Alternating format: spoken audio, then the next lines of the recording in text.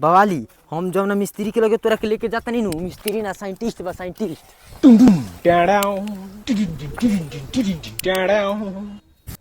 जा जा जा घामा में हम धले नहीं गमछी मुड़ी पर हम कस्टमर आ गल बोली बबुआ का बात बा।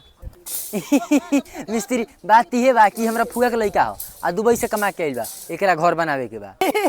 अरे मर्दावा हम 40-50 गो घर बना देनी अब तू एगो घर के बात करत रह लिखा सामान बोलतानी। अब बोली मिस्त्री लिखतानी 5000 सीमेंट के बोरा। सीमेंट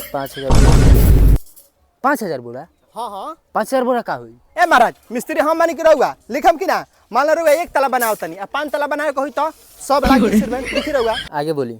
5 ट्रक बालू। 5 ट्रक बालू। 5 ट्रक बालू। हाँ हाँ 5 ट्रक बालू। 5 ट्रक बालू का होई? ए मिस्त्री हम नु बनी तू लिखबा कि ना चुपचाप लिखतानी 5 ट्रक बालू। आगे बोली। अच्छा ये सब हो गल 50 टलर ईंटा लिखी। 50 टली ईंटा। उरी बाबा ये मकान बनाती कि ओवरब्रिज बनाती रे भागो चलो यहाँ से।